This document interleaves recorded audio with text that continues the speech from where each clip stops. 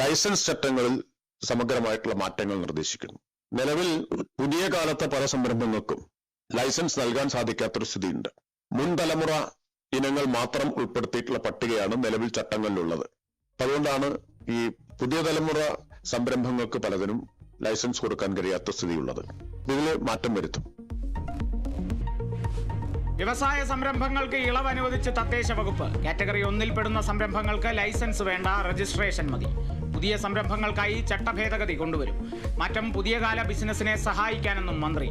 Brewery category 1 പെടുമോ എന്ന് പരിശോധിച്ച് പറയാമെന്നും മന്ത്രി MP രാജേഷ്.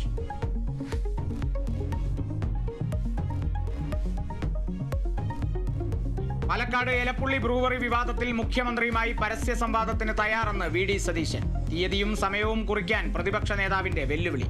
നിലപാടില്ലാത്ത പാർട്ടിയായി CPI മാറിയെന്നും വിമർശനം. CPIയും RJDയും LDF യോഗത്തിൽ നിലപാട് മറന്നെന്ന് രമേശ് ചെന്നിത്തല.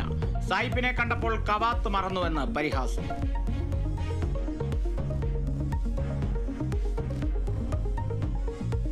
സാമ്പത്തിക പ്രതിസന്ധിയിലും ഡൽഹി പ്രതിനിധി KV തോമസിന് വീണ്ടും ആനുകൂല്യവുമായി സർക്കാർ.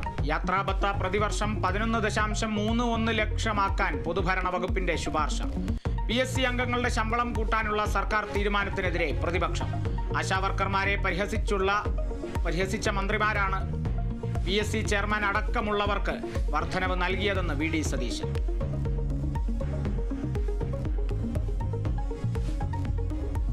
ഉന്നത വിദ്യാഭ്യാസ രംഗത്ത് സംസ്ഥാനങ്ങളെ പൂർണ്ണമായും ഒഴിവാക്കാനാണ് UGC ശ്രമിക്കുന്നതെന്ന് മുഖ്യമന്ത്രി.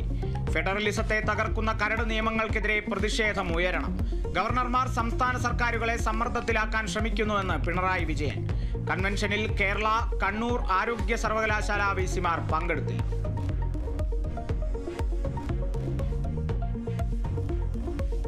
OTT പ്ലാറ്റ്ഫോമുകൾക്ക് മുന്നറിയിപ്പുമായി കേന്ദ്രം. 2021 IT നിയമത്തിലെ ചട്ടങ്ങൾ പാലിക്കണം. ചട്ടങ്ങൾ പാലിച്ചില്ലെങ്കിൽ കർശന നടപടിയെന്ന് വാർത്താ വിതരണ മന്ത്രാലയം. മുന്നറിയിപ്പ് യൂട്യൂബർ രൺബീർ അല്ലാബാദിയുടെ അശ്ലീല പരാമർശ വിവാദത്തിന് പിന്നാലെ. रेखा गुप्ता ईश्वर की शपथ लेती हूं कि जो विषय मुख्यमंत्री के रूप में मेरे विचार के लिए लाया जाएगा अथवा मुझे ज्ञात होगा उसे किसी व्यक्ति या व्यक्तियों को तब के सिवाय जबकि ऐसे मुख्यमंत्री के रूप में अपने कर्तव्यों के सम्यक निर्वहन के लिए. ഡൽഹി മുഖ്യമന്ത്രിയായി അധികാരമേറ്റ രേഖ ഗുപ്ത ഉപമുഖ്യമന്ത്രി പർവേഷ് വർമ്മയടക്കം 6 മന്ത്രിമാരും സത്യപ്രതിജ്ഞ ചെയ്തു. ചടങ്ങുകൾക്ക് സാക്ഷിയായി പ്രധാനമന്ത്രി അടക്കമുള്ളവർ. രാംലീല മൈതാനിയിൽ ചടങ്ങ് ആഘോഷമാക്കി BJP.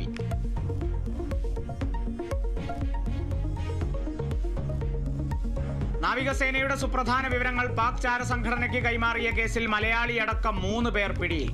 മലയാളിയായ PA അഭിലാഷിനെ NIA അറസ്റ്റ് ചെയ്തത് കൊച്ചിയിൽ നിന്ന്. കേസിൽ ഇതുവരെ പിടിയിലായത് 8 പേർ.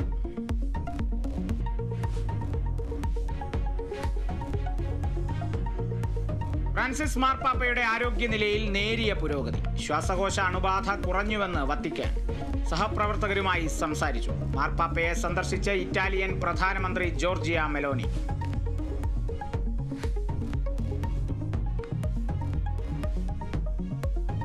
കാസർകോട്ടെ എൻഡോസൾഫാൻ ദുരന്തബാധിതർ വീണ്ടും സമരത്തിലേക്ക്. ദുരന്തബാധിത പട്ടികയിൽ നിന്നും ഒഴിവാക്കപ്പെട്ടവരെ തിരിച്ചെടുക്കണമെന്നാവശ്യം.